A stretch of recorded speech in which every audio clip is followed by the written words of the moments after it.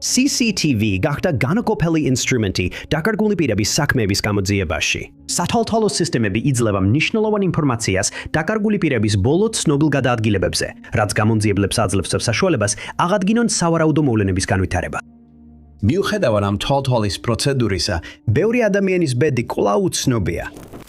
ნომერი 20. Ashley Bosma წარსულსა და პიროვნებაზე მხოლოდ ერთი წინადადების ოდენობის ინფორმაცია არსებობს, რომლის სრულად დასკვნა შეიძლება მისი გაუჩინარების გარემოებებიდან. პირველ რიგში Ashley 2025 წელს 40 წლის იყო და იმ ტერიტორიიდან გამომდინარე, სადაც ის გაუჩინარდა, მას უყვარდა ბუნებაში ყოფნა, ლაშქრობა და კემპინგი. დანარჩენი დაკარგული ქალის აღწერა შეჯამებული იყო იმ პლაკატებში, რომლებიც ხალხმრავალ ქუჩებსა და სოციალური ქსელების ქრონიკებში ყველგან იყო გავრცელებული. Ashley Bosma, როგორც ამბობდნენ, ბოლოს ნახეს ვარდისფერი ლეგინსებითა და ნაცრისფერი სვიტერით. მას ჰქონდა ცისფერი თვალები და გაუჩინარების დროს თმა შეღებილი ჰქონდა ვარდისფერი ტონით. ის იყო 5 ფუტი და 4 ინჩი სიმაღლის და იწონიდა დაახლოებით 115 ფუნტს. და 2025 წლის 14 ოქტომბრის შემდეგ მას აღარავინ უნახავს და არც არაფერი სმენიათ მისგან. მის გაუჩინარებას უცნაური გარემოებები ახლავს და გამოძიება ჩიხში შევიდა.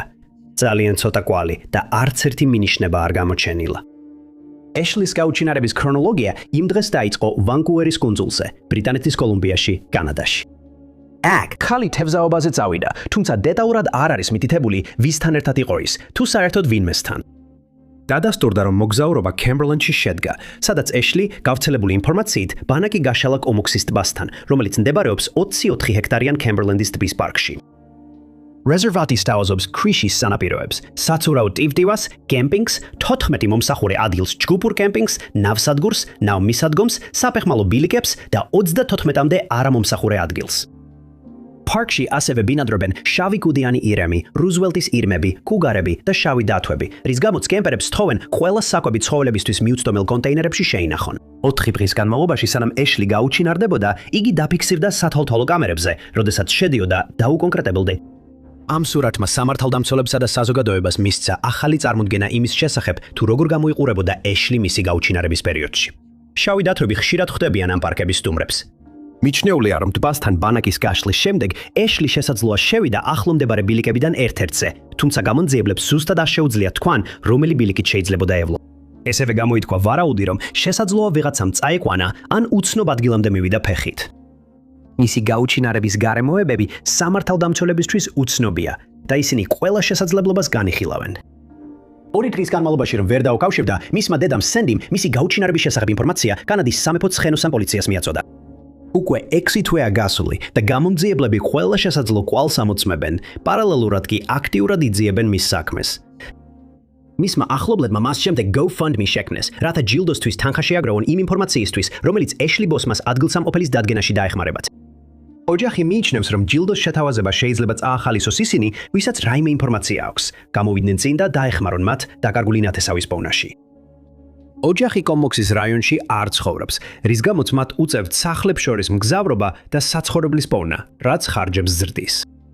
GoFundMe საშუალებით შეგროვებული თანხა ასევე მისცემს მათ საშუალებას გააგრძელონ მიმდინარე საძიებო სამუშაოები. მიზანი განსაზღვრულია 9,000 კანადურ დოლარად, საიდანაც უკვე შეგროვებულია 7,500-ზე მეტი. ნებისმიერი ინფორმაცია Ashley Bosma-ს ადგილსამყოფელის შესახებ შეგიძლიათ მიაწოდოთ Comex Wells RCMP-ს ნომერზე 25-08-13-21. ინფორმაციის მიმწოდებლებს თხოვენ დაასახელონ საქმის ნომერი 2025-15-8-16 ნომერი 19. ლიზა დორიანი დაიბადა ჩრდილოეთ ირლანდიაში 1969 წელს 4 შვილიდან უფროსი Pat და John დორიანების ოჯახში. მას ჰყავს 3 უმცროსი და მიშელი, ჯოანი და სიერა. 20-იან წლებში ეს ახალგაზრდა, კომუნიკაბელური, გახსნილი და მხიარული ქალი მუშაობდა მაღაზიის გამყიდველად ზღვისპირა ქალაქ ბანგორში, County Down-ში. მას ჰქონდა დაგეგმილი ესპანეთში გადასვლა და ჯეტსკის გაქირავების ბიზნესის დაწყება, რისთვისაც გამოიყენებდა პირადი დაზიანების კომპენსაციას 50,000 ფუნტის ოდენობით, რომელიც უნდა მიეღო 2005 წლის შუა პერიოდში. 2004 წლის ზაფხულში ლიზამ დაასრულა 4-წლიანი ურთიერთობა Jamie Mills-თან და დაიწყო დროის გატარება ახალი მეგობრების ჯგუფთან, რომელთაც მისი ოჯახი არ ამტკიცებდა. ისინი თვლიდნენ, რომ ამ ჯგუფს კავშირი ჰქონდა ორგანიზებულ დანაშაულთან, მძიმე ნარკოტიკებთან და ლოიალისტ პარამილიტარებთან. ამ პერიოდში გავრცელებული ინფორმაციით 24 წლის ლიზამ რეგულარულად დაიწყო ნარკოტიკების მოხმარება. სანამ ლიზა კომპენსაციას მიიღებდა, ის გახდა 10 წლეულების განმავლობაში გადაუჭრელი საქმის მთავარი ფიგურა. 2005 წლის თებერვლის ბოლოს მან პარასკევის ღამე ბრუმსპორტში გაატარა, შემდეგ კი მეგობართან დარჩა ბალიუოტერში. მეორე დღეს ის ნახეს ფაბში ქირკუბინთან ახლოს, შემდეგ წვეულებაზე ბალი ჰალბერტში, სანამ რამდენიმე საათით თავის ბინაში დაბრუნდებოდა ბანგორში. იმ ღამით ან დილით ადრე ლისა გავიდა თავისი ბინიდან და წავიდა ნაომი დრაიზდეილის სახლში, ბალი ჰალბერტში, სადაც კიდევ ერთი შეკრება მიმდინარეობდა. კვირას 27 თებერვალს ლისა და რამდენიმე ნაცნობი წავიდნენ მიტოვებულ ბალი ჰალბერტის კარავანის პარკში შემდგომ წვეულებაზე. ბევრი დამსწრე იყო რეკრეაციული ნარკოტიკების ზემოქმედების ქვეშ. ლისამ გავრცელებული ინფორმაციით თავისი დროის დიდი ნაწილი მარკ ლოუეთთან გაატარა, რომელიც პარკის მომლელია. ოშაბათის 28 თებერვლის დილის საათებში მისი ბოლო ცნობილი გადაადგილებები დაფიქსირდა. 1 მარტს მისმა ბინის თანამცხოვრებმა ჯოანას, მის უმცროს დას, დაურეკა და უთხრა, რომ ლისა შაბათკვირას სახლში არ დაბრუნებულა. ლისას ზარებს პასუხი არ მოჰყოლია და მისი ოჯახი სწრაფადვე დაიწყო ძებნა. იმ ღამეს ოჯახი შეხვდა მარკ ლოუეთს, რომელიც მათი თქმით ატირებული და შეწუხებული იყო. მან განაცხადა, რომ ის და ლისა დაახლოებით 4:45-ზე კარავანში ისხდნენ, როცა ხმაური გაიგეს და გარეთ მოციმციმე ნათება დაინახეს. ორივენი შიშით გარეთ გავარდნენ და სიბნელეში ერთმანეთს დაშორდნენ. მარკმა თქვა, რომ მოგვიანებით სადა ლისასთვის დაერეკა, მაგრამ მან არ უპასუხა. მან განაცხადა, რომ ეს იყო ბოლო შემთხვევა, როცა ის ნახა. ლისა დორიანი დაკარგულად გამოცხადდა და პოლიციამ დაიწყო კარავნების პარკის ძებნა. კარავში მათ იპოვეს მისი ჩანთა და სხვა ნივთები. მოწმეების ჩვენებები შეზღუდული იყო, რადგან წვეულების მონაწილეთა უმეტესობა ალკოჰოლის ან ნარკოტიკის ზემოქმედების ქვეშ იმყოფებოდა და ვერ შეძლეს სანდო ინფორმაციის მიწოდება. ერთმა წვეულების მონაწილემ, რომელმაც არაფერი მიუღია, უფრო დეტალური ინფორმაცია მისცა. მან თქვა, რომ მარკი და ლისა იმდენად ძლიერ ჰალუცინაციებში იყვნენ, რომ მას მათი გამო შეეშინდა. დაახლოებით 1:15-ზე მან ლისას დაურეკა, რომ გაეგო მისი მდგომარეობა, მაგრამ მან არ უპასუხა. მარკმა ტელეფონს უპასუხა და გაუგებრად უთხრა, რომ რაღაცებს ხედავდა, შემდეგ კი გათიშა. პოლიციამ მოგვიანებით წინააღმდეგობრივი ინფორმაცია მიიღო. მარკმა თავდაპირველად თქვა, რომ ლიზას დაურეკა მას შემდეგ, რაც ისინი ერთმანეთს დაშორდნენ, მაგრამ რამდენიმე თვის შემდეგ გაირკვა, რომ მან ლიზას მეგობარ ბიჭსაც დაურეკა, რომელმაც თითქოს განაცხადა, რომ ბანგორში იყო სხვა ქალთან ერთად. მეგობარმა ბიჭმა ეს უარყო და თქვა, რომ მარკმა მხოლოდ ის უთხრა, რომ ლიზა დაკარგული იყო. მან ასევე გაამხილა, რომ ლიზას ტელეფონი სინამდვილეში მის ბინაში, ბალიუოტერში იყო. ამ წინააღმდეგობრივი განცხადებების შემდეგ მარკმა მოულოდნელად შეწყვიტა პოლიციასთან საუბარი და უარი თქვა ლიზას ოჯახთან თანამშრომლობაზე. 2025 წლის თებერვალში პოლიციამ გაავრცელა სათვალთვალო კამერის ჩანაწერი, რომელშიც ლიზა ჩანს Saltwater Brick-ის რესტორანში, გადადებული 2 დღით ადრე, სანამ ის გაუჩინარდებოდა. ეს არის მისი ბოლო ცნობილი ვიდეო ჩანაწერი. 2000 წლების შემდეგაც ლიზა კვლავ დაკარგულია. მისი ოჯახი კვლავ იმედოვნებს, რომ ერთ დღეს ის იპოვება. მისი აღწერილობით მას აქვს ქერა თმა, ცისფერი თვალები, გამხდარი აღნაგობა და სიმაღლე დაახლოებით 5 ფუტი და 4 ინჩი. ორგანიზაცია Crime Stoppers-ი ლიზას ადგილსამყოფელის დადგენაში ან მის გაუჩინარებაში დამნაშავეთა დაკავებაში დამხმარე ინფორმაციისთვის 20,000 ფუნტ სტერლინგს სთავაზობს ჯილდოდ. ლიზას ოჯახი კვლავაც მიმართავს საზოგადოებას ინფორმაციისთვის. იმედოვნებენ, რომ ვინმე გამოჩნდება და მიაწვის მათ იმ მინიშნებებს, რომლებიც სწორ გზაზე დააყენებს. ბოლო დროს, როდესაც ლიზას ნახეს, მას ეცვა თეთრი მაისური, ღია ფერის სპორტული შარვალი და თეთრი ბეწვიანი მომბუთები. ინფორმაცია მის შესახებ შეგიძლიათ მიაწოდოთ ჩრდილოეთ ირლანდიის პოლიციის სამსახურს ნომერზე 101 ან მათი ონლაინ პორტალის მეშვეობით მისამართზე psni.police.uk/psni.police.uk/report. ანონიმური ინფორმაცია შეგიძლიათ მიაწოდოთ Crime Stoppers-ზე ნომერზე 0800-555-111. ნომერი 18. Brett McGilray დაიბადა Wangan Hills-ში, დასავლეთ ავსტრალიაში და გულით სოფლის ბიჭი იყო. მისი ახლობლები მას აღწერდნენ როგორც კომუნიკაბელურ, გახსნილ, მეგობრულ და მზრუნველ ადამიანს, რომელსაც დიდი წრე მეგობრები ჰყავდა. მას ძალიან უყვარდა სპორტი, განსაკუთრებით ჩოგბურთი, კრიკეტი, კალათბურთი, ფეხბურთი, სერფინგი, წყლის პოლო და თევზაობა. რისი სიყვარულიც ოჯახურ არდადეგებზე სერვანტესში გაუჩნდა. მისი ოჯახი ამბობს, რომ მისი ცხოვრება ნამდვილ ავსტრალიურ ოცნებას გავდა, სანამ დაკავშირებული გახდა სტიუარტის გზატკეცილზე მომხდარ გაუხსნელ გაუჩინარებებთან. სტიუარტის გზატკეცილი 2800 კილომეტრზე გადაჭიმულია Port Augusta-დან სამხრეთ ავსტრალიაში, დარვინამდე ჩრდილოეთში და ავსტრალიის ერთ-ერთ ყველაზე უდაბურ ტერიტორიას კვეთს. ქალაქებს შორის რამდენიმე საგზაო გაჩერებით და სიჩქარის ლიმიტით, რომელიც 130 კმ/სთ-მდე აღწევს, ეს გზა ქვეყნის ერთ-ერთ ყველაზე საშიშ გზად ითვლება. 2004-დან 2007 წლამდე ჩრდილოეთ ტერიტორიაზე ამ გზატკეცილის მახლობლად რამდენიმე გაუჩინარება მოხდა და ბევრი მათგანი დღემდე გაუხსნელია. 1997 წელს ბრეტმა 3 თვე გაატარა გრეილენცის საავადმყოფოში, მას შემდეგ რაც მისმა მშობლებმა, როზეტმა და კოლინმა შეამჩნიეს უცნაური საუბრები, პარანოია და ბოდვის ნიშნები. მას მკურნალობდნენ მწვავე ფსიქოზური ეპიზოდის გამო, რომლის მიზეზიც უცნობი იყო, მაგრამ დაწესებულების დატოვების შემდეგ მის ოჯახს სჯეროდა, რომ კარგად იყო. ამ გამოცდილებამ მოგვიანებით შთააგონა ბრეტი, რომ საზოგადოებრივ მედდობას ან ფსიქიკური ჯანმრთელობის სფეროში ემუშავა. მან ჩააბარა Edith Cohen's University-ში, მიუხედავად ზეწოლისა, წარმატებით სწავლობდა, ბევრი მეგობარი გაიჩინა და პრაქტიკული სამუშაოც კი დაასრულა გრეილენცის საავადმყოფოში, სადაც ოდესღაც თავად მკურნალობას გადიოდა. თუმცა, ყველაფერი შეიცვალა 2006 წლის 10 აპრილს ორშაბათს. იმ დილით 26 წლის ბრეტმა მოემზადა სამსახურისთვის.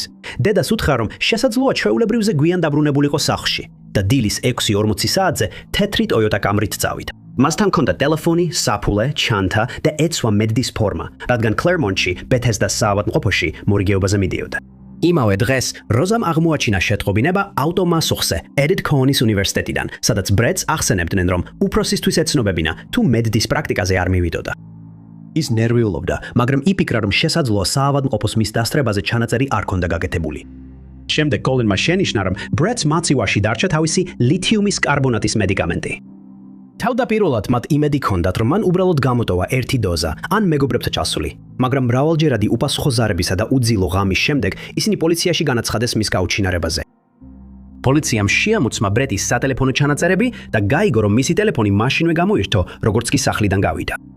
ის საავადმყოფოში არ წასულა. ამის ნაცვლად მანქანით წავიდა ადგილობრივ ბანკში, თული გამოიტანა და ქალაქი დატოვა. მას შემდეგ მასზე არავის არაფერი სმენია. იმიტომ რომ მას მოგზაურობა უყვარდა, გამომძიებლებმა ავსტრალიის მასშტაბით სათვალთვალო კამერების ჩანაწერები შეამოწმეს. მოგვიანებით ის სედუნაში შენიშნეს, რომელიც პერთიდან დაახლოებით 2000 კილომეტრში აღმოსავლეთით, სადაც ბანკომატიდან კიდევ ფული გამოიტანა.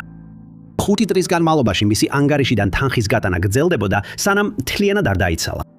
მისმა მშობლებმა ანგარიშზე კიდევ თანხა ჩარიცხეს, მაგრამ აპრილის 15-დან აღარანაირი ტრანზაქცია აღარ განხორციელებულა.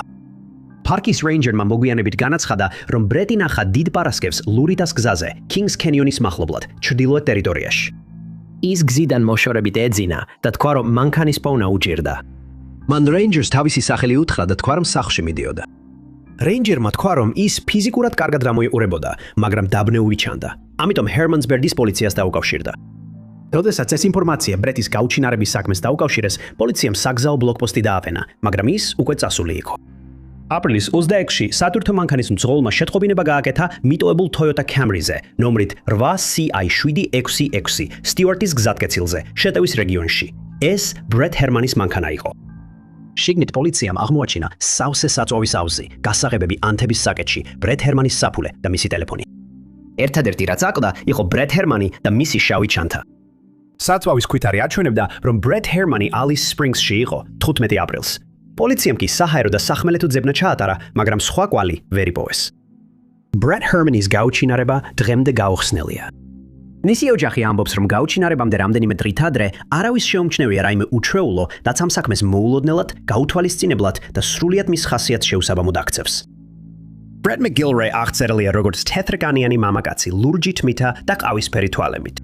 მას აქვს ღია კანი და ძლიერი აღნაგობა.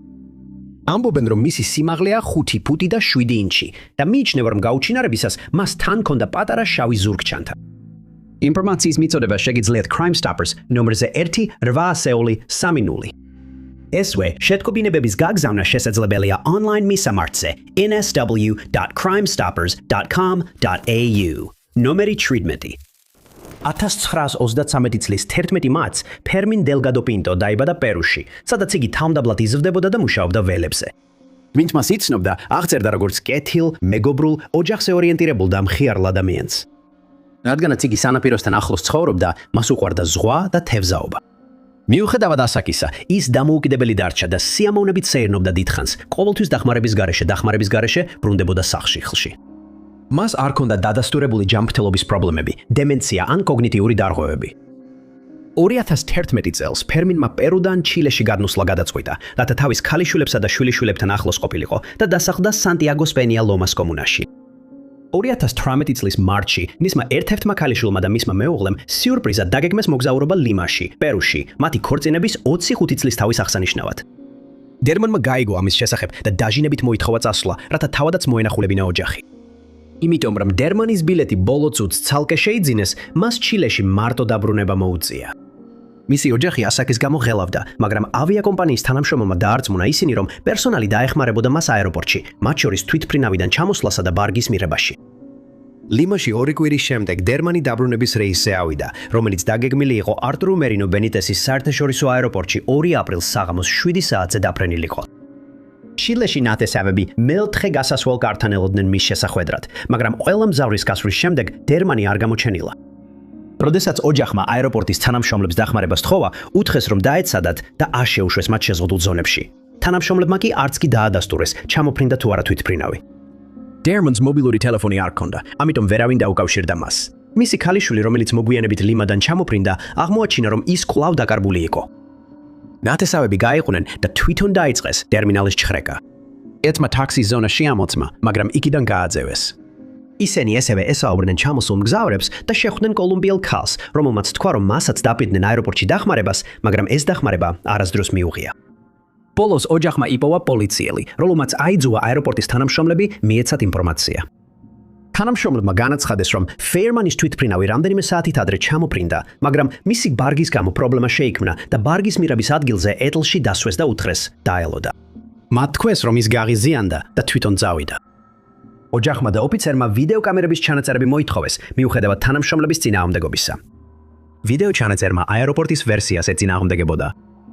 Fairman ტერმინალში შესვლის მომენტიდან უყურადღებოთ იყო და ჩანთების შემოწმების ზონაში ლოდინი არასდროს დაუფიქსირებიათ. ტაქსის მძღოლმა მასთან ისაუბრა, მაგრამ ფერმანი მანქანაში არ ჩასულა. დაახლოებით საღამოს 7:30 საათზე ვიდეო კადრებში ჩანს, რომ მასთან უცნობი მამაკაცი მიდის, რომელიც სავარაუდოდ აეროპორტის თანამშრომელია. მამაკაცმა მიმართულება მიუთითა და ფერმანი იმ გზით ავტობუსის გაჩერებისკენ წავიდა. შემდგომში სათოლთოლო კამერამ აჩვენა, რომ ის იქ რიგში იდგა, მაგრამ მოუთმენელი გახდა და წავიდა, სანამ კამერის ხედვიდან გაქრებოდა. ეს იყო ბოლო დარასტურებული შემთხვევა, როცა ის ნახეს. Fearman's 900 პესო ჰქონდა თან, როცა გაუჩინარდა, რამაც მისი ოჯახი დააფიქრა, რომ შესაძლოა ქუჩაში ცხოვრება დაიწყო. დამოძიებისას მათ აღმოაჩინეს, რომ სხვა ხანდაზმული და დაუცველი ადამიანებიც გაუჩინარდნენ შემაშფოთებლად მსგავს გარემოებებში. Firman Delgado Pinto დღეს 92 წლის იქნებოდა. მისი აღწერილობით ის ჰისპანელია, ყავისფერი თვალებითა და მოკლე ჭაღარათმით. მას საშუალო აღნაგობა აქვს და სიმაღლეში 5 ფუტი და 6 ინჩია. ინფორმაცია ამ დაკარგული კაცის ადგილსამყოფელის შესახებ შეგიძლიათ მიაწოდოთ PDI-ს ან დაუკავშირდეთ ნომერზე 27082178. ნომერი 16. Amy Brown-მა თავისი ქმარი David Lamar Brownie აღწერა როგორც შესანიშნავი ადამიანი, იდეალური ქმარი და მზრუნველი ბაბუა. სკუილი მეოთხედი საუკუნეა დაქორწინებული იყო და 2024 წელს დევიდი 70 წლის გახდა. ბედნიერი სკუილი იმ წელს ერთად ახალ სახლს აშენებდა და გავრცელებული ინფორმაციით ისინი ოცნებებს ისრულებდნენ და ცხოვრების დარჩენილ ნაწილს გეგმავდნენ. სამწუხაროდ, იმავე წელს დევიდს დაუდგინდა მძიმე დიაგნოზი, რომელსაც ვერავინ წარმოიდგენდა. ჯანმრთელობის გარკვეული პრობლემების შემდეგ დევიდი ექიმთან მივიდა, სადაც მას მეოთხე თხე სტადიის კიბო დაუდგინეს. მას გამოუწერეს მდგომარეობის გასაკონტროლებელი მედიკამენტები და მალევე დაიწყო დაავადების მკურნალობა. მაგრამ ეს არ იყო მძიმე განსაცდელის დასასრული. ემი თავის მეუღლეს, დეივიდს, ჯორჯიიდან ფლორიდის შტატის ჰერნანდოს ოლქში, ბრუქსვილში ჩამოიყვანა, რადგან დეივიდს, რომელიც ახლა მძიმე ბრძოლას აწარმოებდა, ძალიან უნდოდა თავისი ძმის ნახვა და მასთან დროის გატარება. დევიდის სურვილების სიაში ერთ-ერთი იყო თავისი ძმასთან ერთად 194 აკრის საოჯახო მიწაზე წასვლა და ძველი მუხის ხის მონახულება. სწორედ ამ ვიზიტის დროს გაუჩინარდა დეივიდ ბრაუნი იდუმალ ვითარებაში, რამაც მასშტაბური სამძებრო ოპერაცია გამოიწვია, რომელიც დღემდე არ შეწყვეტილა. 13 აგვისტო იყო, როცა დევიდი და მისი ძმა, ასევე მათი ერთგული მცრელი, სპეციალურად გაწვრთნილი ძაღლი სნუპი, ბრუქსვილის ბატონის გზაზე მდებარე ტყიან ტერიტორიაზე გასვლას გადაწყვეტდნენ. სამივე ერთად გაემართა გოლფ კარტით ტყისკენ, მაგრამ გზა გადამხობილი ხის გამო ჩაეხერგათ. ხე ბილიკზე იყო გადაფენილი და მათ წინსლას უშლიდა ხელს. დევიდის ძმამ გადაწყვიტა სახლში დაბრუნებულიყო, რომ ხის მოსაცილებლად საჭირო აღჭურვილობა წამოეყო. 79 წლის დევიდი სნუპისთან ერთად დარჩა და თქვა: "კარგი, მე გავაგრძელებ გზას. მე ძაღლთან ერთად ვნახავ ხეს." ეს იყო უკანასკნელი დრო, როცა საყვარელი ადამიანები დეივიდს ნახავდნენ ან მისგან რამეს გაიგებდნენ, ის იმ მოკლე გასეირნებიდან აღარ დაბრუნებულა. სანამ მისი ძმა დღიდან დაბრუნდებოდა, სნუპი სახლში მარტო მივიდა და დევიდი მასთან ერთად არ იყო, რამაც მაშინვე განგაშის სიგნალები გამოიწვია. ის სწრაფად დაბრუნდა გზაზე და დაიწყო საათობით ძებნა, რომელმაც შედეგი არ გამოიღო. იმ დღის შუადღის პირველის ნახევრისთვის ჰერნანდოს ოლქის შერიფის ოფისი დეივიდ ბრაუნის გაუჩინარების შესახებ შეატყობინეს და დაუყოვნებლივ დაიწყო სამძებრო და სამაშველო ოპერაცია დაუცველი მამაკაცის მოსაძებნად, რომელსაც მუდმივი მედიკამენტოზური მკურნალობა სჭირდებოდა. ხელისუფლებამ სწრაფად მოიპოვა ტყიანი ტერიტორიის ვიდეოჩანაწერი, რომელიც ბილიკთან დამონტაჟებულმა კამერამ დააფიქსირა და სადაც ჩანს, როგორ მიდის დევიდი სამხრეთის მიმართულებით, თითქოს ჰეიმანის გზისკენ, დაახლოებით დილის 10:40 საათზე. პოლიციას ოფიცრები გაემართნენ აღნიშნულ ტერიტორიაზე და ბილიკზე დაიწყეს ძებნა, მამაკაცის კვალს მიხვდნენ. ბილიკზე უფრო ქვემოთ, იმ ადგილას, სანამ კამერას ჩაუვლიდა, გამომძიებლებმა იპოვეს დევიდის სათვალე და ფეხსაცმელი, მაგრამ თავად ის არსად ჩანდა. რადგან ვიდეო თვალთვალზე მეტი კადრი აღარ არსებობს, გამომძიებლები ახლა მხოლოდ იმ მოწმეების მინიშნებებზე არიან დამოკიდებული, რომლებმაც შესაძლოა დაკარგული ადამიანი შენიშნეს. დევიდის პოვნა უმაღლესი მნიშვნელობისაა მისი მდგომარეობის გათვალისწინებით. ის აღწერილია როგორც თეთრკანიანი მამაკაცი, ჭაღარა თმითა და ცისფერი თვალებით. მისი სიმაღლეა 5 ფუტი და 11 ინჩი, წონა კი დაახლოებით 175 ფუნტია. ინფორმაცია ამ დაკარგული პირის ადგილსამყოფელის შესახებ შეგიძლიათ მიაწოდოთ ჰერნანდოს ოლქის შერიფის ოფისს ნომერზე 352 754 6 1830, სააგენტოს საქმის ნომრით 2024 00 333 975. ნომერი 15. ისევე როგორც მისი უჩვეულო გაუჩინარების გარემოებები, ანა კურეშის ცხოვრებაზეც ბევრი არაფერია ცნობილი. მათ შორის მისი პირადი ურთიერთობები, კავშირები და წარსული. ცნობილია მხოლოდ ის, რომ ის იყო 33 წლის და ნიუ-ჯერსის მცხოვრები. ცხოვრობდა ბინაში თავის პატარა ძაღლთან ერთად, ჰაითსში, ჯერსი სიტიში, შენობაში, რომელიც მდებარეობს სამხრეთ ქუჩა 147-ში. ანა კურეშის გაუჩინარება დაიწყო 2025 წლის 1 მარტის დილის საათებში. დაახლოებით დილის 4:46 საათზე მან დატოვა თავისი ბინა თავის ძაღლთან ერთად. მისი გასაღებები და მობილური ტელეფონი დარჩა ბინაში. და ამის შემდეგ ანას გადაადგილების შესახებ მხოლოდ ვიდეო კამერების ჩანაწერებს ვეყრდნობით, რათა შევადგინოთ მისი გადაადგილების დარჩენილი ნაწილი, სანამ ეს ყველაფერი მოულოდნელად არ შეწყდა. სათვალთვალო კამერების ჩანაწერებმა აჩვენა, რომ ის წავიდა ერთ-ერთ პარკში თავისი სახლის ახლოს, რომელიც მოგვიანებით დადასტურდა როგორც Riverview Fish Park. უცნობია ხტავდა თუ არა ამ დროს მასთან თავისი ძაღლი, მაგრამ როდესაც ის კვლავ შენიშნეს, ანა მარტო იყო. დაკარგული ქალის ბოლო ნახვა იმავე დღეს დაფიქსირდა, როდესაც ის ჰობოკენში შენიშნეს, რომელიც მისი ჯერსი სიტის ბინიდან 2 მილაღმოლის აღმოსავლეთით მდებარეობს. კადრებში ის შავ ქურთუგში, შავ სპორტულში, შავ შარვალში და შავ ფეხსაცმელში იყო გამოწყობილი. ეს იყო ბოლო შემთხვევა, როცა ის სათვალთვალო კამერებმა დააფიქსირეს. მას შემდეგ, რაც ანა აღარავის უნახავს და აღარავის გაუგონია მისგან, მისმა ოჯახმა დაკარგულად გამოაცხადა და დაიწყო მასშტაბური გამოძიება და საძიებო სამუშაოები. საქმის გამოძიებისას სამართალდამცველებმა ანას ძაღლი იპოვეს, რომელიც უცნაურად და მისთვის უჩვეულოდ მარტო იყო დატოვებული ბინის კორიდორში, სადაც ის პერსონალმა აღმოაჩინა. აღმოჩენა შემაშფოთებელი იყო ოჯახისათვის, რომლებიც ფიქრობენ, რომ ანასთვის უჩვეულო იყო თავისი ძაღლის ესეთ მდგომარეობაში დატოვება. ამ უცნაურ საქმეში მას შემდეგ მცირე პროგრესია მიღწეული. ძალიან ცოტა მინიშნება შემოვიდა. ყველა მინიშნება შემოწმდა, თუმცა არც ერთი არ აღმოჩნდა ისეთი, რომ გამომძიებლების სწორ კვალზე დაეყენებინა. მისი საყვარელი ადამიანები მას შემდეგ ჯილდოს თავაზობენ მის პოვნაში დახმარებისთვის, ხოლო ხელისუფლება საზოგადოებას თხოვს გადაამოწმონ სათვალთვალო კამერების ჩანაწერები, იმ იმედით, რომ პირადმა კამერებმა რამე დააფიქსირა. მისი საქმე უგზო-უკლოდ დაკარგვის საქმედ არის კლასიფიცირებული და 2026 წლის აპრილისთვის კვლავ გაუხსნელად რჩება. ანა აღწერილია როგორც ზეთისხილისფერი კანის, შავი თმისა და ყავისფერი თვალების მქონე. ის არის 5 ფუტი და 10 ინჩი სიმაღლის. ორივე ყური და ცხვირი გახრეტილი აქვს და ამბობენ, რომ მას რამდენიმე ტატუ აქვს. ინფორმაცია მისი გაუჩინარების ან ადგილსამყოფელის შესახებ შეგიძლიათ მიაწოდოთ ჯერსი სიტის პოლიციის დეპარტამენტის ჩრდილოეთ გამყოფილებას, ნომერზე 201 547 5350 ნომერი 14.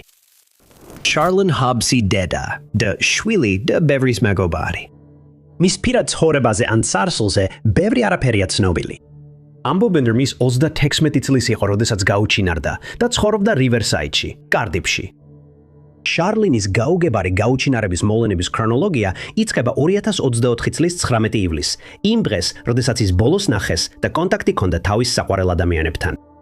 როდესაც იმ დღეს ნათესავებს მისგან უჩვეულოდ აღარაფერი გაუგიათ, განაცხადეს მისი გაუჩინარების შესახებ, რამაც ფართომასშტაბიანი გამოძიება გამოიწვია. გამომძიებლებმა მიმდებარე ტერიტორიების ვიდეო კამერების ჩანაწერები გადაამოწმეს, სადაც ერთ-ერთი ნახვა 23 ივლისს დაფიქსირდა. ვიდეოში ჩანს, რომ შარლინი ადამსდაუნში კარდიფის მორისონის ადგილობრივ მაღაზიაში იმყოფება. 24 ივლისს 6 საათსა და 7 მინუტზე კამერებმა ის კვლავ დააფიქსირეს, ამჯერად ბროდვეიზე, ადამსდაუნში მდებარე ერთ-ერთ ქონებაზე. ამის შემდეგ პოლიციას მოუწია მოქალაქეების შესაძლო დანახვის ცნობებზე დაყრდნობა, რომელთაგან ბევრი ვერ დადასტურდა და გამოძიებამ ისინი დააფიქრა იმაზე, რას არ ამბობენ მოქალაქეები. ერთი შესაძლო დანახვა 29 ივლისს მოხდა, როდესაც გავრცელებული ინფორმაციით შარლინი დილის დაახლოებით 11:20 საათზე რკინიგზის ხიდზე გადადიოდა. ხიდი, რომელსაც ადგილობრივები შავ ხიდს უწოდებენ, ადამსდაუნს სპლოტთან აკავშირებს. ამ დანახვის მიხედვით შარლინი ლურჯ ქურთუკში იყო და ორ უცნობ მამაკაცთან ერთად ერთ ხაზში მიდიოდა. ერთ-ერთი მათგანი აღწერილია როგორც თეთრკანიანი, ფერმკრთალი კანის ფერით, 30-დან 40 წლამდე ასაკის. მეორე პირს შავი სახის დაფარვა ეკეთა, რომელიც შესაძლოა ქურთუკის ნაწილი, შარფი ან ბალაკლავა ყოფილიყო. მეორე ნახვა რამდენიმე თვის შემდეგ მოხდა, 1 ნოემბერს და ჩარლინი დააფიქსირეს კარინგტონში, კარდიფში, დაახლოებით 17:30 საათზე. შეიძლება ის დაინახეს აზდას წინ, უსაფრთხოების მაგიდასთან ახლოს. ამჯერად ის დაინახეს პატარა ბავშვთან და ქალთან ერთად, რომელსაც მოკლე ბორდოსფრად შერევილი თმა ჰქონდა. სამივე ერთად გავიდა სუპერმარკეტიდან. ამ დაუდასტურებელი ნახვების მიუხედავად, პოლიცია ამბობს, რომ არც ერთი მათგანი ვერ ადასტურებს, რომ შარლინი ჯერ კიდევ ცოცხალია. მას შემდეგ საქმე ჩიხში შევიდა. ნახვები დაუდასტურებელია და რჩება ეჭვი, რომ საზოგადოებაში შეიძლება უფრო მეტი იცოდნენ, ვიდრე ამბობენ. ოჯახი ამტკიცებს, რომ არ გაჩერდებიან, სანამ არ გაარკვევენ რა დაემართა მას, ხოლო პოლიცია კვლავ ერთგულია და დაკარგული პირის საქმე უფრო მაღალი დონის გამოძიებად გადააკვალიფიცირა. Crime Stoppers-მა მას შემდეგ გამოაცხადა 2000 ფუტის ჯილდო მათთვის, ვინც ინფორმაციას მიაწვდის. გამოძიება მოგვიანებით 45 წლის მამაკაცის დაკავებამდე მიიყვანა, რომელიც გირაოს საფუძველზე გაათავისუფლეს, თუმცა შემდგომი ინფორმაცია აღარ გავრცელებულა. ჩარლინს ზურგზე გამორჩეული დრაკონის სტატუ აქვს, რაც სათვალთვალო კამერებმაც დააფიქსირეს. ბოლო კამერის ჩანაწერში ჩარლინს თმა შეკრული ჰქონდა და ეცვა მუქი ფერის უბრეტელო ტოპი. ინფორმაცია ამ დაკარგული პირის ადგილსამყოფელის შესახებ შეგიძლიათ მიაწოდოთ Crime Stoppers ნომერზე 0800 555 111. ნომერი 13. Claudia Elizabeth Lawrence დაიბადა 1974 წლის თებერვალში, მელტონში, იორკშირში.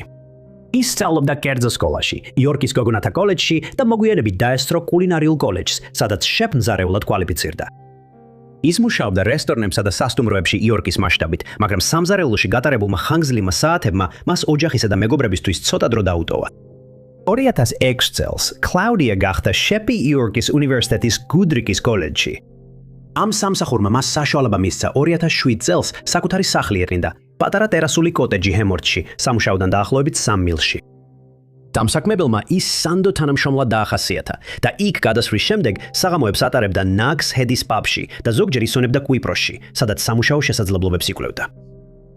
2009 წლის 18 მარტს კლაუდია მუშაობდა დილის 6 საათის სვაში გუდრიკში და დაახლოებით 2 საათზე სამუშაოდან გავიდა. კამპუსის ვიდეო თვალთვალმა აჩვენა, რომ ის ფეხით გავიდა სულ რამდენიმე წუთში. დაახლოებით 3 საათზე სხვა კამერამ ის დააფიქსირა Melrose Gate-ის მაღაზიასთან, მის სახლთან ახლოს და მეზობელმა განაცხადა, რომ ის იქვე ნახა. იმ საღამოს კლაუდიამ ორივე მშობელს ტელეფონით ესაუბრა. ის ჩვეულებრივ ჟღერდა და აღფრთოვანებული იყო დედასთან ერთად დაგეგმილი დედის დღის ღონისძიებებით. მან თქვა, რომ სახლში იყო და აპირებდა ადრე დაძინებას, რადგან მეორე დღეს დილის 5 საათამდე სამსახურში ფეხით უნდა წასულიყო, რადგან მისი მანქანა შეკეთებაში იყო. მისმა მშობლებმა მისგან ბოლო შეტყობინება მიიღეს საღამოს 9 საათსა და 12 წუთზე. მას შემდეგ კლაუდიას არავინ უნახავს და არც არაფერი სმენიათ მისგან. მეორე დილის 6 საათზე 35 წლის კლაუდია სამსახურში არ გამოცხადდა. მისმა მენეჯერმა დაურეკა, მაგრამ ტელეფონი ავტომობილსახეზე გადავიდა. კლაუდია იმ საღამოს თავის მეგობარ სუზი კუპერსაც უნდა შეხვედროდა, მაგრამ იქ არ მისულსულა. Susan რომუმაც იცოდა, რომ კლაუდია ხშირად იყენებდა ტელეფონს, რამდენჯერმე სცადა მასთან დაკავშირება, მაგრამ ვერ მოახერხა. მეორე დილით სუზიმ საერთო მეგობრებს, მათ შორის ნაგს ჰედის მეპატრონეს დაუკავშირდა და შემდეგ კლაუდიას მშობლებსაც აცნობა. მისმა მამამ პიტერმა გუდრი კოლეჯი დარეკა და გაიგო, რომ კლაუდია 19 და 20 მარტს სამსახურში არ მისულა. 20 მარტს დღის 2 საათზე ჩრდილოეთ იორკშირის პოლიციას დაუკავშირდნენ და დაკარგული პირის შესახებ განაცხადი შეიტანეს. პოლიცია თავდაპირველად არ ჩქარობდა საქმეს გადაუდებლად მიეღო, რადგან აშკარა ნიშნები ძალადობისა ან არეულობის არ იყო, თუმცა ოფიცრებმა მაინც შეამოწმეს კლაუდიას გზა.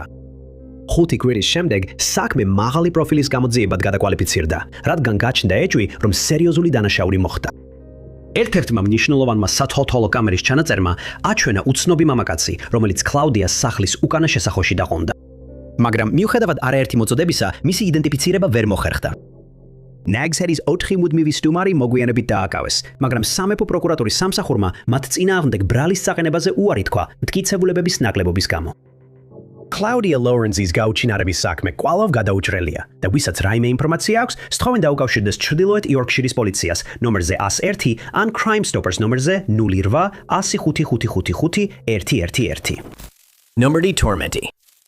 Rowan Walkeris საქმეში ბევრი პირადი ინფორმაცია არ გამოქვეყნებულა, მათ შორის მისი წარსული ან ურთიერთობები. პირველი რამ რაც ვიცით, 39 წლის Chris Churchill-ი ქალის, Rowan Walkeris შესახებ არის ის, რომ ის გაუჩინარდა და მისი ძებნა და საქმის შესახებ ინფორმაციის მოძიება კვლავ გრძელდება. Rowan ბოლოს ნახეს 2025 წლის 14 აპრილს Christchurch-ში, ბასეთის ქუჩაზე მდებარე მაღაზიაში. ის მაღაზიის უსაფრთხოების კამერებზე უცნობ პიროვნებასთან ერთად დააფიქსირეს. ოჯახის წევრები მხოლოდ 22 ოქტომბერს შეიტყობდნენ, რომ მას დიდი ხანია არავინ უნავის უნახავს და არავისთან ქონია კონტაქტი. შეშფოთებულმა მისმა დედამ დაკარგულად გამოაცხადა იგი. ბოლო დროს, როცა ოჯახს მასთან კონტაქტი ჰქონდა, როვნამ უთხრა, რომ მეგობართან რჩებოდა. ეს იყო ერთი დღით ადრე, სანამ ის გაუჩინარდებოდა. დაუყოვნებლივ დაიწყო საძიებო ოპერაცია და აღმოჩენებმა გამომძიებლები დაეჭვა, რომ შესაძლოა საქმე დანაშაულებრივ ქმედებასთან იყოს დაკავშირებული. სამართალდამცავებმა დაადგინეს, რომ როვენა გაუჩინარებისას არ დატოვა არანაირი ციფრული კვალი, რამაც გამოძიება გაართულა. მისი გადაადგილების კვალის დადგენის საშუალების გარეშე პოლიცია სერიოზულად წუხს მის უსაფრთხოებაზე. მათ ივარაუდეს, რომ დაკარგული ქალი შესაძლოა იმყოფებოდა საცხოვრებელ წითელ ზონაში, რომელიც არის Christchurch-ის ტერიტორია, 630 ჰექტარი მიწა, რომელიც მიწის ძვრების გამო არასტაბილურად მიიჩნევა. ტერიტორია ძლიერად არის დაფარული მცენარეულობით და მას შემდეგ გარდაიქმნა გარდამავალ მწვანე სივრცედ, სადაც განთავსებულია სარეკრეაციო ზონები. ამ თეორიამ გამოიწვია წითელ ზონაში მასშტაბური ძებნა, რომელშიც მონაწილეობდა 20 თანამშრომელი დრონები, ნავები და პოლიციის ძაღლები. ეს ჯგუფები კონცენტრირდნენ იმ ადგილებზე, სადაც რამე შეიძლება დამალულიყო ან დაფარულიყო. ამ წლის აპრილში აღმოაჩინეს საქმისთვის მნიშვნელოვანი რამდენიმე ნივთი და ამჟამად ტესტირება მიმდინარეობს, რათა დადგინდეს უკავშირდება თუ არა ისინი როვენას გაუჩინარებას. მისი გაუჩინარების გარემოებები კვლავ გაურკვეველი მგველია. კაცი, ვისთანაც ის იმყოფებოდა, ჯერ კიდევ დაუდგენელია და ის კვლავ დაკარგულად ითვლება. გამომძიებლებმა ძებნა მეზობელ რეგიონებშიც გააფართოვეს, მათ შორის ვაიკატოში, კენტერბერიში და ტასმანში. მარინა ხშირად მოგზაურობდა, მაგრამ ყოველთვის უკავშირდებოდა თავის ოჯახს, განსაკუთრებით შვილებს, როცა სადმე მიდიოდა. ამჟამად გამოძიების მთავარ კვალად რჩება უცნობი მამაკაცი, რომელიც მასთან ერთად დაფიქსირდა სათვალთვალო კამერის ჩანაწერში. მაგრამ ეს პიროვნება ჯერ კიდევ არ გამოჩენილა. ინფორმაცია ამ გაუჩინარების შესახებ შეგიძლიათ მიაწოდოთ ადგილობრივ პოლიციას ნომერზე 105 ან ანონიმურად Crime Stoppers-ის ხაზზე 08-555-111 ნომერი 11. 30 წლის ჯესიკა ზარენსკი თავის ბებიასთან ერთად ცხოვრობდა ბოსლის პარკში, დასავლეთ სიდნეიში. მისი ახლობლები მას აღწერდნენ როგორც ლამას, მშვიდად მოსაუბრეს და ყველასთვის სასიამოვნო ადამიანს. იგი ასევე იყო ცნობილი იმით, რომ ხშირად დადიოდა ქუჩაში და ზოგჯერ უცნობებს ეკითხებოდა, თუ შეეძლოთ მისთვის მანქანით საყვანა ან სიგარეტის მიცემა. ვისმა ნათესავებმა თქვეს, რომ ის ფსიქიკური ჯანმრთელობის პრობლემები ჰქონდა, თუმცა როგორც ჩანდა, უმკლავდებოდა. ოჯახმა იგი ბოლოს ნახა ბოსლის პარკში 2022 წლის 25 ნოემბერს საღამოს 10 საათზე.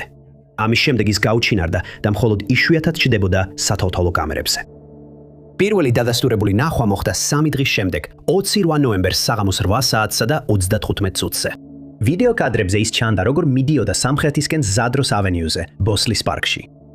იმავე ღამეს ის შენიშნეს კლუბის გარეთ Prairie Previvilis გზაზე, შემდეგ კი Greenfield Tavern-ის ავტოსადგომზე, Greenfield Park-ში. დაახლოებით 10 წუთის შემდეგ ის შენიშნეს, როგორ ტოვებდა ადგილს ლურჯი Holden Commodore-ის ტიპის უნივერსალით, რომელიც გამოძიების მთავარ ობიექტად იქცა.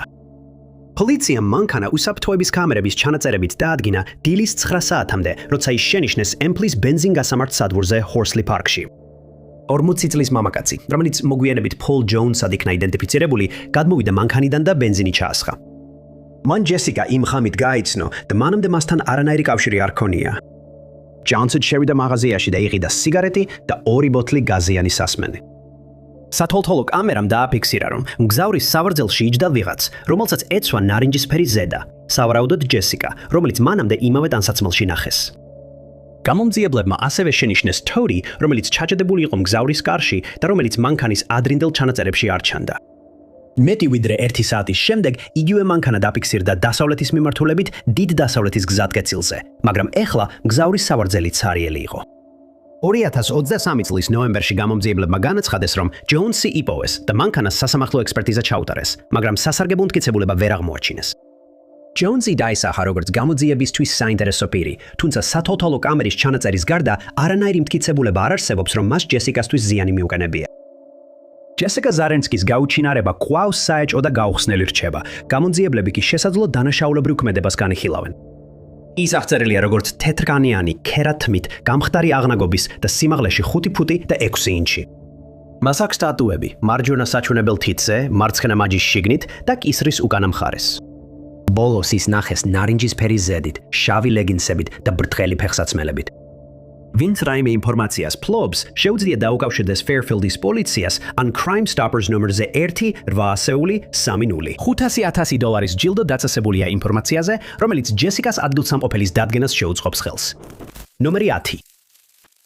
2000-იანი წლების შუა პერიოდიდან მინეაპოლისის მინესოტას ლონგფელოს საზოგადოება აცხადებს, რომ ისინი განიცდიან შეუჩერებელ მოვლენას, რომელიც დღემდე აწუხებთ. Longfellow's Boomy, როგორც მას უწოდეს, 10 წლეულებია განხილვის თემაა. თუმცა მინეაპოლისის პოლიციაში შეთხობინებები ბევრად უფრო ახლახან დაიწყო, რადგან ამ რაიონის მოქალაქეები სულ უფრო მეტად ღელავდნენ იდუმალი ხმების გამო, რომლებიც მეზობლად ისმის. მოსახლეობის თქმით აუხსნელი მძლავრი გრუხუნები, რომლებიც სახლს აზანზარებს, ფანჯრებს აცახცახებს და შიში ძილიდან აღვიძებს მათ. ზოგადად ხმები ძირითადად ზაფხულის ღამეებში ისმის და დაბალი ტონალობა აქვს, რაც სრულიად განსხვავდება მანქანის ავარიის ან ცეცხლსასროლი იარაღის ხმებისგან. რამდენიმე გამოძიების მიუხედავად, ხელისუფლებას ამ საიდუმოს ამოხსნა ვერ მოუხერხებია და მხოლოდ ვარაუდები აქვს წარმოდგენილი. 2010 წელს ამ იდუმალი ხმების მიზეზად ფოიერვერკები დაასახელეს. მესამე პოლიციის განყოფილებამ განმარტა, რომ მიუხედავად იმისა, რომ ფოიერვერკები და აფეთქებული ტრანსფორმატორები შეიძლება ზოგიერთი ხმაურის მიზეზი იყოს, მათი დიდი ნაწილი მაინც აუხსნელი რჩება. Longfellow's მცხოვრებლებმა ამ ფენომენზე ერთმანეთში საუბარი chat ფორუმებში დაიწყეს და ადგილობრივები ამ თემას დღესაც განიხილავენ. ერთ-ერთ online chat ფორუმში, Nextdoor-ში, ამ მოვლენებზე ისაუბრეს, კითხულობდნენ, კიდევ ვინმე თუ გაიგონა ის გრუხუნი გუშინ ღამით და რას წარმოადგენს ეს ხმები. და ზოგიერთს გაუჩნდა კითხვა, საიდან მოდის ეს ხმები? ესეთ კითხვებზე პასუხები ყოველთვის ერთნაირია. მდინარის პირას კანალიზაციის გაზის აფეთქება, ახლომდებარე მატარებლები, სამხედროები, აფეთქებული ტრანსფორმატორი. ეს მხოლოდ რამდენიმე იდეა, რომელიც შემოთავაზებულია, მაგრამ არც ერთი მათგანი არ ჩანს დამაჯერებელი.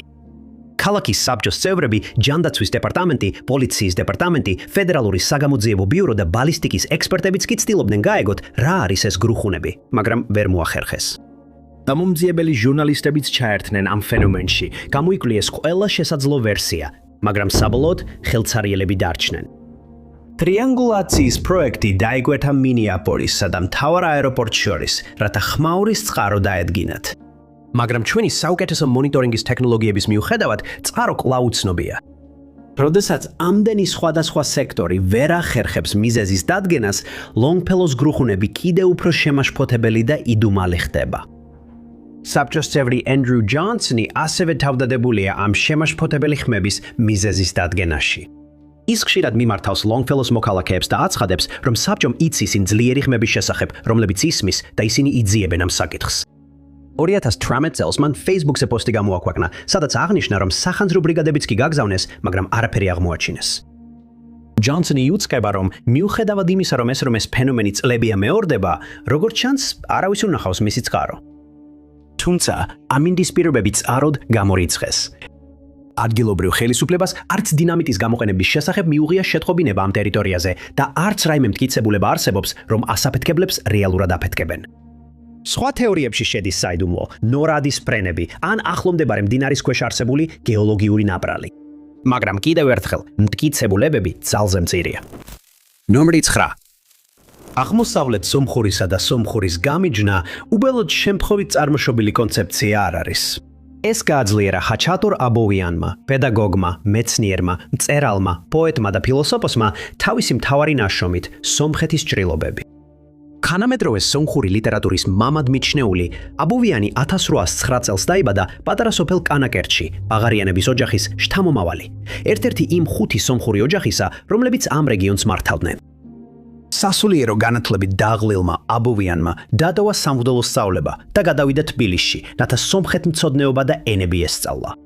4 წლის შემდეგ 1826 წელს მან დაამთავრა სწავლა და სწორედ რუსეთ-სპარსეთის ომის დროს შეხვდა და დამეგობრდა ევროპელ პროფესორ ფრიდრიხ პერეტთან, რომელმაც დაეხმარა დურბეთის უნივერსიტეტში ჩაბარებაში. რამდენიმე წლის შემდეგ აბოვიანი დაბრუნდა სამშობლოში, თუმცა თავისი ხალხის ჩაგვრამ იგი ღრმად შეაწუხა. იგივე წუხილს იწვევდა მასში საზოგადოების ინტელექტუალური კულტურის სიმცირე. ამიტომ შემოწუხებელი ფიქრების დასაძლევად მან წერას მიიღო ხელი. და ის ბევრს წერდა, სხვადასხვა საკითხებს იკვლევდა სხვადასხვა სტილით, მათ შორის პოეზიით, პროზითა და ესეებით. მაგრამ აბოვიანი მხოლოდ საკუთარი თავისთვის არ ავრცელებდა თავის იდეებს. მას სურდა, რომ მისი ნაშრომი წაეკითხათ და გაეგოთ. ამის უზრუნველ საყოფად მან შეიმუშავა გეგმა.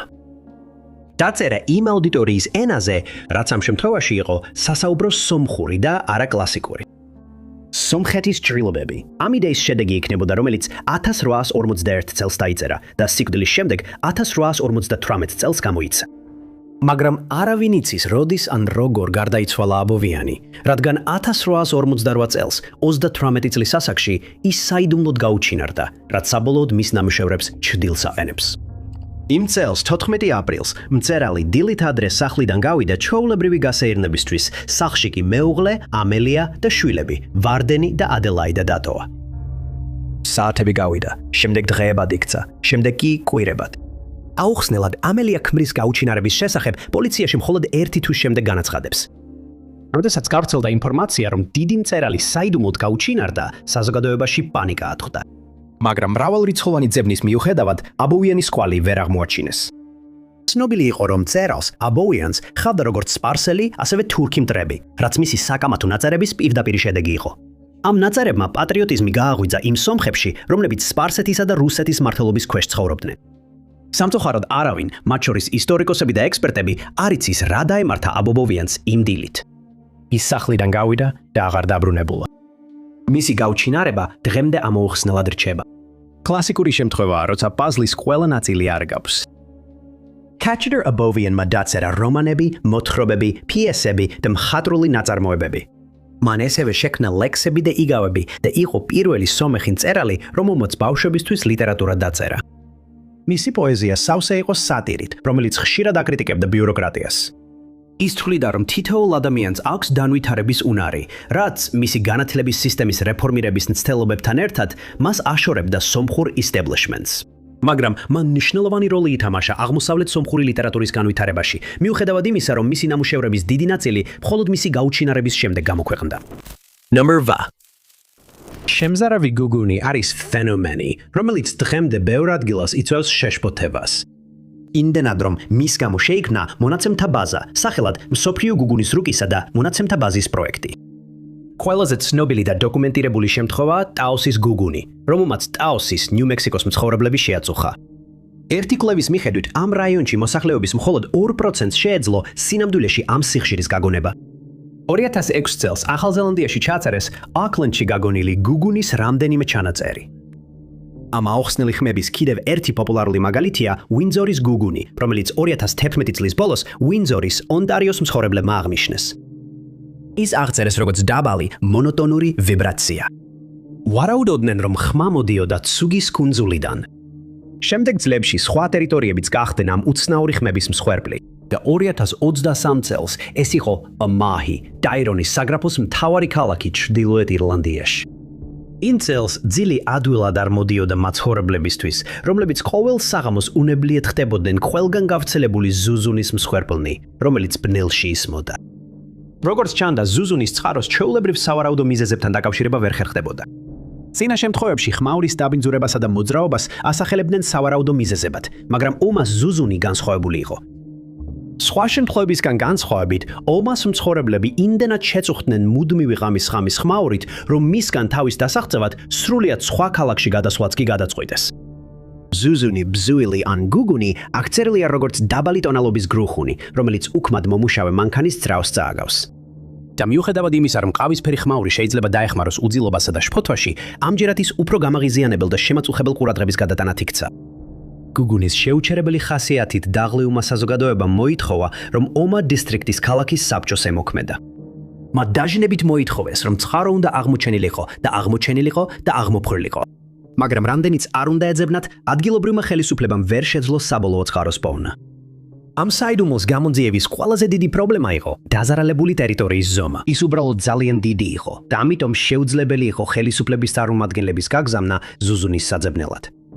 მათ მოუწევდათ საფუძვლიანად გამოეძიებინათ ყოველი ქუჩა, სახლი, ბიზნესი, კანალიზაციის სისტემა, მატარებლის სადგური, ყველაფერი და ეს უნდა გაკეთებულიყო სპეციალურად ხმაურის დასადგენად შექმნილი თანამედროვე აპარატურით.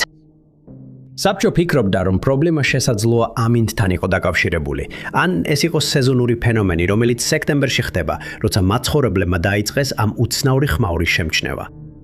საიდუმლო კიდევ უფრო უცნაური გახდა, როცა ალექს ფაგენმა გადაწყვიტა სერიოზული ძალისხმევა გამოეჩინა მის გასარკვევად. დოკუმენტური ფილმის „ჭეშმარიტი ჩრდილოეთი“ ომაჰას გუგუნი მეშვეობით ფაგანი უკავშირდება ემეტ მაკელატონს, რომელიც ასევე ეძებს ბაროკოს გუგუნს და ჯეიმი რაიანს, ხელოსანს, რომელსაც აქვს აღჭურვილობა, რომელიც შეიძლება დაეხმაროს წყაროს პოვნაში. დოკუმენტურმა ფილმმა საბოლოოდ ისინი მიიყვანა ქარხანაში, სადაც ფიქრობდნენ, რომ სწორედ იქიდან მოდიოდა ეს შემაშფოთებელი და შემაწუხებელი ხმა. მაგრამ იურიდიული მიზეზების გამო ფაგანს არ შეეძლო ქარხნის დასახელება, ხოლო ადგილობრივმა ხეობრივმა ხელისუფლებამაც ვერ დაადასტურა ნამდვილად იყო თუ არა ეს დაწესებულება წყარო. საოცარია, მაგრამ სულ რამდენიმე კვირის შემდეგ, რაც ფაგანმა გამოაცხადა, რომ საქმე გახსნილად მიაჩნდა, ომაჰას ბზუილი გაქრა და მას შემდეგ აღარავის გაუგონია. Number 7.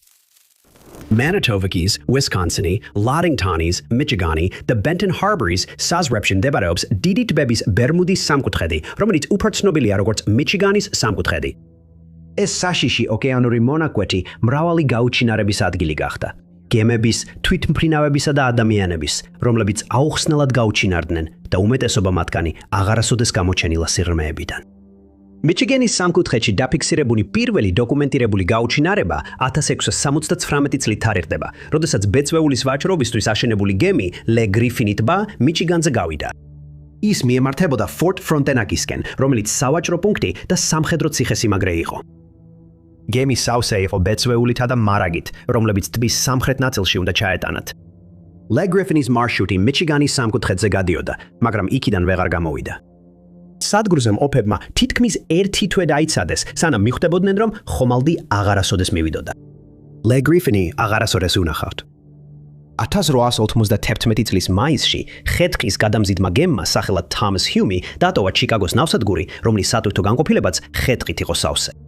ეს ხომალდი იმ დღეს ერთადერთი არ ყოფილა წყლებში, რადგან რამდენიმე სხვა გემიც მოგზაურობდა ზღვაში. სხვა გემის ეკიპაჟის ჩანაწერების მიხედვით, როდესაც თომას ჰიუმი მიჩიგანის სამკუთხედის რეგიონს მიუახლოვდა, ვოღუშული ღრუბლები გამოჩნდა ჰორიზონტზე. ის არასდროს მიაღწია დანიშნულების ადგილს და ხომალდს არც ერთი ნამსხვრევი არ გამოუტანია ნაპირზე. მეორე გემს, რომელმაც იქ ჩაიარა, რუტ სიმონსი ერქვა. 2000 წლების შემდეგ, რაც ხომალდი გაუჩინარდა, გემი ისევ იმავე მარშრუტზე გავიდა. ის შობის ნაძვის ხეებს ეზიდებოდა. მოგზაურობის შუაგზაზე ეკიპაჟმა განგაშის დროშა აღმართა, როცა კივანის კევონის სამაშველო სადგურს ჩაუარეს.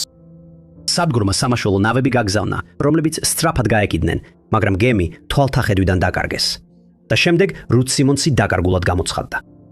1937 წელს ჯორჯ დონერი იყო კაპიტანი გემზე, რომლის სატვირთო განყოფილებაში ქვანახშირი იყო დატვირთული. დონერი მიემგზავრებოდა პორტ ვაშინგტონში, უისკონსინი და ყველაფერი კარგად მიდიოდა, სანამ ერთ საღამოს კაპიტანი თავის კაიუტაში არ შევიდა და კარი შიგნიდან არ ჩაკეტა.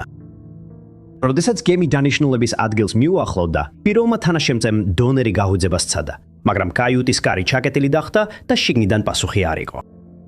კარის გატეხვის შემდეგ ეკიპაჟმა კაპიტნის კაიუტა ცარიელი ნახა. გემის საფუძვლიანი ძებნის მიუხედავად, დონერი აღარავის უნახავს. რა დაემართა მას, დღემდე საიდუმლოდ რჩება. 1950 წელს რეისი 2501 მიჩიგანის სამკუთხედის შემდეგი უნებლიე მსხვერპლი გახდა. ფრენა ნიუ-იორკიდან სიეტლში უნდა გაფრენილიყო ბორტზე 58 მგზავრით. რამდენიმე საათი გავიდა თვითმფრინავის კვალის გარეშე, რამაც სამძებრო სამაშველო ოპერაცია გამოიწვია. თვითმფრინავის მცირე ნამსხვრევებით წყალში იპოვეს, მაგრამ თვითონ სრული კონსტრუქციის კვალი არ იყო. სანაპირო დაცვამად სკლებში ჩაატარა ძებნა, მაგრამ საბოლოოდ ძებნა შეწყვიტეს და თვითმფრინავი ყველა მგზავრთან ერთად დაკარგულად გამოაცხადეს. 1998 წლის ივლისში დონალდ შელერი ავიდა ორადგილიან Arrow L 39 ალბატროსზე ერთძრავიან რეაქტიულ სასტავლო თვითმფრინავზე. შელერი გამოცდილი პილოტი იყო, რომელიც გეგმავდა პირველად მიიღო მონაწილეობა საჰაერო შოუში Traverse City-ში, მიჩიგანში. მგზავრის სავარძელში იჯდა დონოვან როდრიგესი, ფრენის ინსტრუქტორი. საღამოს 6 საათი იყო, როცა შალერმა რადიოთი დაუკავშირდა საკონტროლო ოთახს და აცნობა, რომ ეხლა იგი 27 მილის დაშორებით იყო ჩერი კაპიტალის აეროპორტიდან, საიდანაც გაფრინდა და რომ აპირებდა დაბრუნებას იმავე აეროპორტში. თვითმფრინავი კი აღარ დაბრუნდებოდა. ამის ნაცვლად დისპეჩერმა დაინახეს, როგორ თვითმფრინავის საგანგაშოდ გაქრა რადარიდან შალერი და როდრიგესი კი ბორტზე იყვნენ. ბოლო წლებში ამ ტერიტორიაზე სონარის აპარატურამ თვითმფრინავის მსგავსი სტრუქტურები დააფიქსირა. თუმცა შემდგომმა წყალქვეშა ექსპედიციებმა დაასკვნეს, რომ ეს სტრუქტურები დაკარგული თვითმფრინავი არ არის. მიჩიგანის სამკუთხედი კვლავაც ითხოვს მსხვერპლს და ზრდის თავის ცნობადობას, რაც მას ბერმუდის სამკუთხედის ლეგენდას უთანაბრებს. და ზუსტად ისე, როგორც ამ იდუმალ რეგიონთან დაკავშირებით, ექსპერტები კვლავ ვერ თანხმდებიან, რა იწვევს ამ უცნაურ და მოულოდნელ გაუჩინარებებს. Number 6. 6. მინოელები, კულტურა, რომელიც ყველაზე მეტად ცნობილია თავისი მითებითა და ლეგენდებით. ყველაზე პოპულარული მათ შორის არის თეზევსისა და მინოტავრის ისტორია. ბრინჯაოს ხანის ცივილიზაცია იყო კრეტაზე. ეს კულტურა აყვავდებოდა დაახლოებით ძველი წელთაღრიცხვის 3000 წლიდან, სანამ გაურკვეველი მიზეზით არ გაქრა ძველი წელთაღრიცხვის 1100 წელს. ამ საზოგადოების სახელწოდება მომდინარეობს სიტყვა მს სიტყვა მინოსისგან, რომელიც ორ ვარიანტს გულისხმობს. მინოსი ან დინასტიური მმართველის ტიტული იყო, ან კრეტაზე მაღალი რანგის კონკრეტული პირის სახელი, რომელსაც ასევე ადგილი ჰქონდა ბერძნულ ლეგენდაში.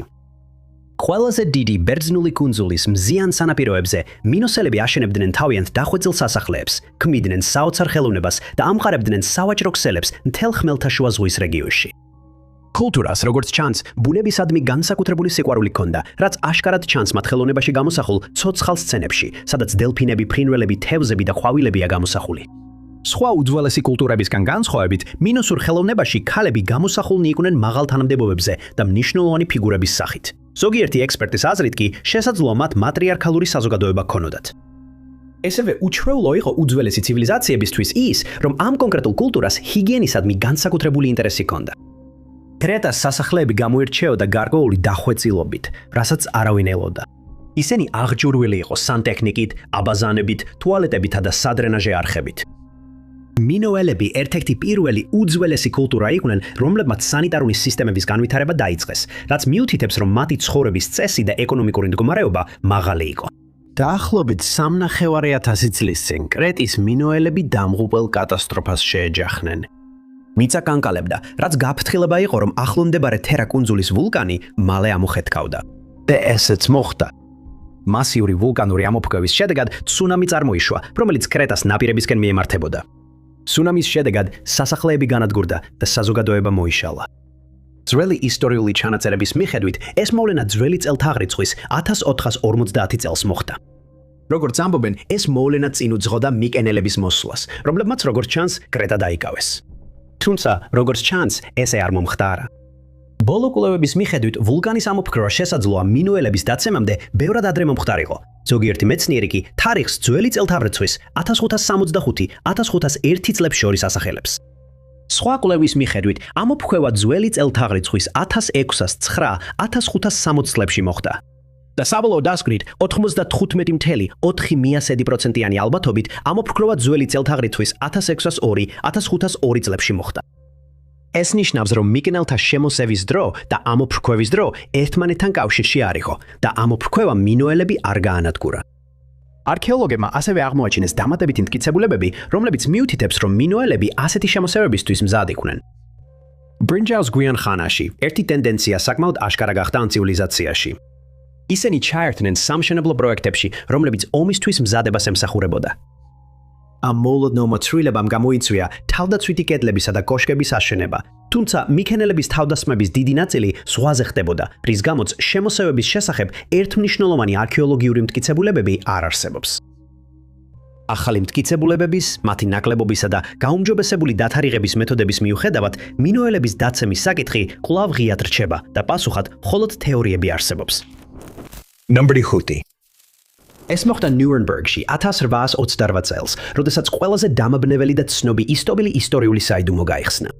გაუგებარი გაუჩინარების ნაცვლად ეს იყო უცნაური ახალგაზრდა ბიჭის დამაბნეველი გამოჩენა. Kaspar Hauser's Historia, რომელიც ამტკიცებდა, რომ ცხოვრების დიდი ნაწილი ბნელ სარდაფში გაატარა მხოლოდ სათამაშო ცხენთან ერთად, არასოდეს წყვეტს მსმენელთა ყურადღების მიპყრობას. რამდენად უცნაურიც და იშვიათიც არ უნდა ჩანდეს კასპარის ისტორია, ის მარტო არ არის. რამდენიმე წლის შემდეგ ამ მოვლენიდან გერმანიამ დეჟა ვუს განცდა განიცადა, როდესაც კიდევ ერთი იდუმალი ადამიანი გამოჩნდა პატარა სოფელში, რომელიც შორს იყო ნებისმიერი მთავარი გზატკეცილისგან და მოშორებული იყო ხმაურიანი ქალაქებისგან.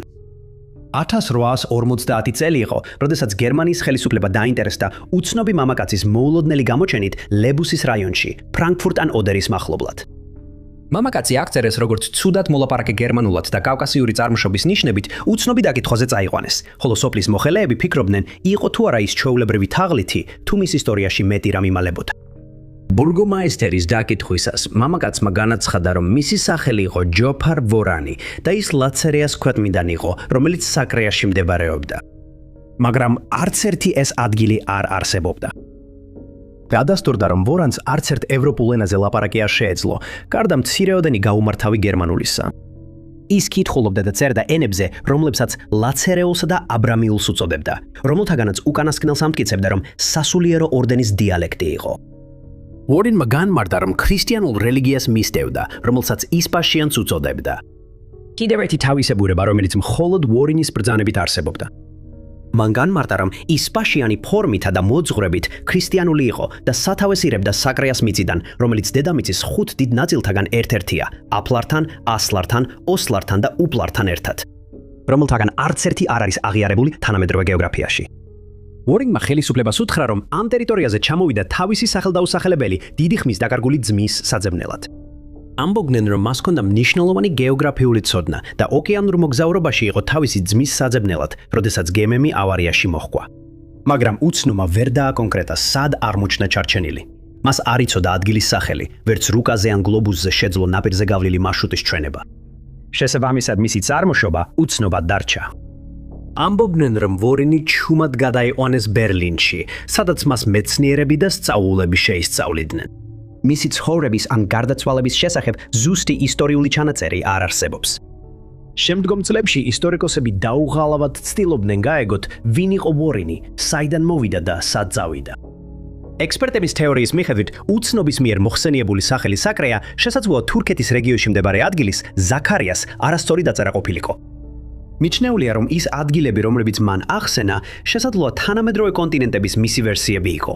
საკრეა, სამხრეთ ამერიკა, აფლარი, აფრიკა, ასლარი, აზია, ოსლარი, ავსტრალია, ხოლო უფლარი, ევროპის ვერსია. ასპასიანი, რელიგია, რომელსაც ეს ადამიანები მისდევდნენ, მსგავსებას ავლენდა ქრისტიანობასთან, რის გამოც გაჩნდა ვარაუდი, რომ თავისი რწმენის სისტემას უბრალოდ თავად დაარქვა სახელი. ესევე აღმოჩნდა, რომ ის უკავშირდებოდა ალექსანდრე მაკედონელის ირანში შეჭრის შესახებ წერილებს. ამ დასკვნებმა ისტორიკოსები დაარწმუნა, რომ ჯაფარ ვორონი შესაძლოა თურქული წარმოშობის ყოფილიყო. თუმცა არსებობს გარკვეული დეტალები, რომლებმაც ეს მოსაზრება უარყვეს, რის გამოც ჯაფარ ვორონის მოულოდნელი გამოჩენა აუხსნელ საიდუმლოდ რჩება.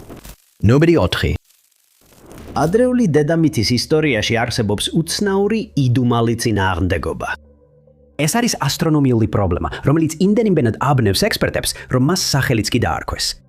მას უწოდებენ სუსტი ახალგაზრდა მზის პარადოქსს, ან სუსტი ახალგაზრდა მზის პრობლემას და ის ეხება წინააღმდეგობას დედამიწაზე თხევადი წყლის არსებობასა და იმ პერიოდში მზის სავარაუდო გამოსხივებას შორის, როდესაც პლანეტა წარმოიქმნა.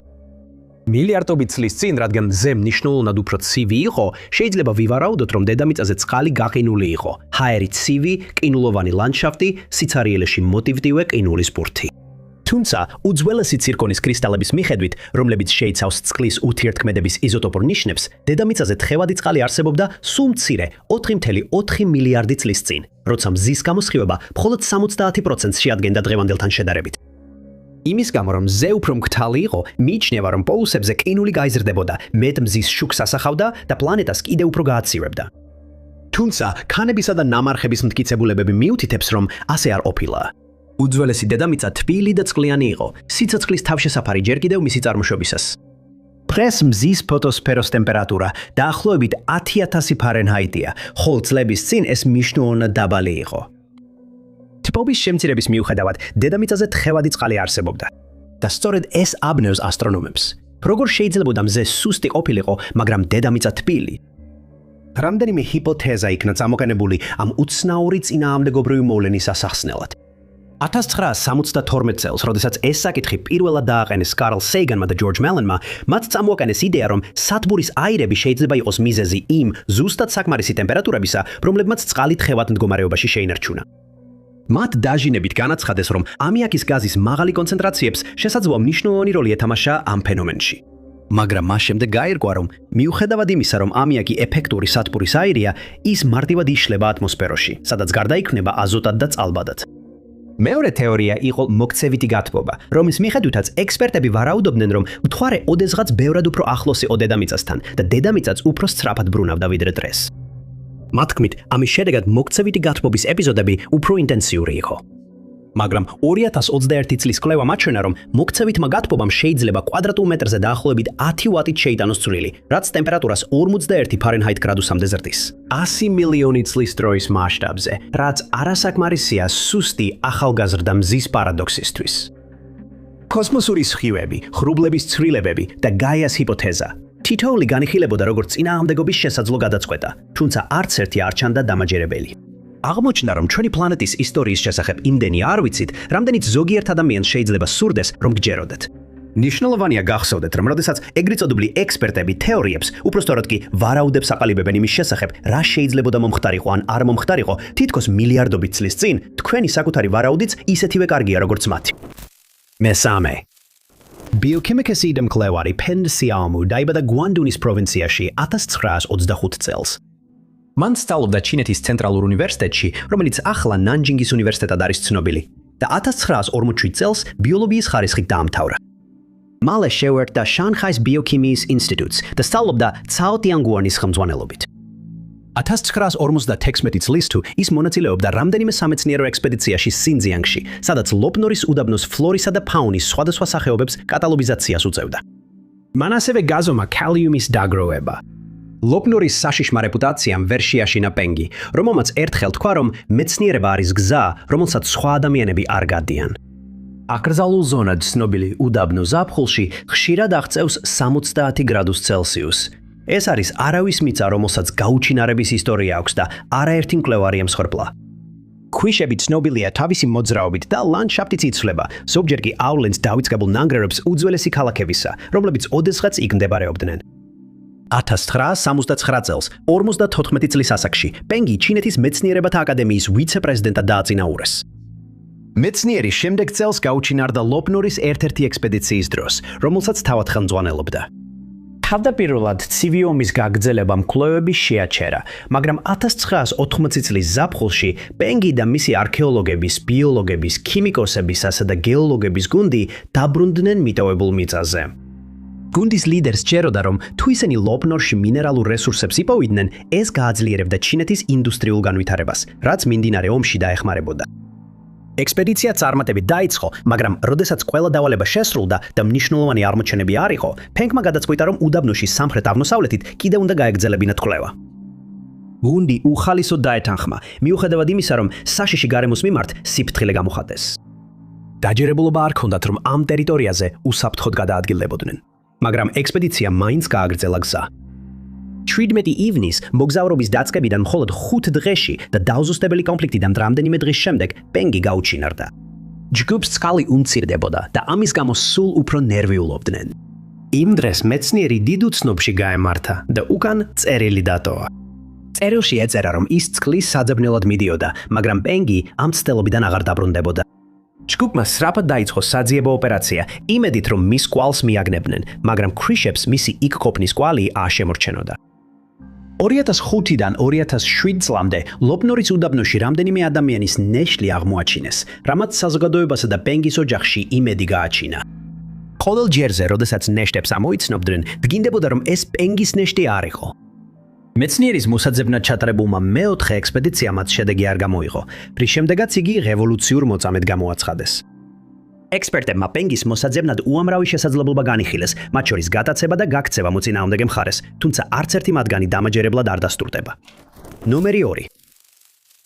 1930 წლის ნოემბერი იყო, როდესაც კანადელი მკვლევარი და ბეწვეულის მონადირე ჯო ლაბელი კანადის ჩრდილო-დასავლეთ ტერიტორიაზე მიემგზავრებოდა, რომელიც მის საზღვრებში მდებარეობს ანჯიგუნის ტბა, რომელიც ადგილობრივ ინუიტთა დასახლებას უზრუნველყოფდა. როგორც ჩანს, ლაბელი უკვე იცნობდნენ სოფლის მცხოვრებლები. ის აქამდე უკვე ყოფილა ამ ტერიტორიაზე და იცოდა, რომ ამ კონკრეტულ დასახლებაში ღამის გათევას შეძლებდა. როგორც ყოველთვის, მან თბილი მიღება მოელოდა, მაგრამ სოფელში მისვლისას მან რაღაც განსაკუთრებულად უჩვეულო აღმოაჩინა. ლაბელმა რამდენიმე ქოხში საჭმელი მზადდებოდა.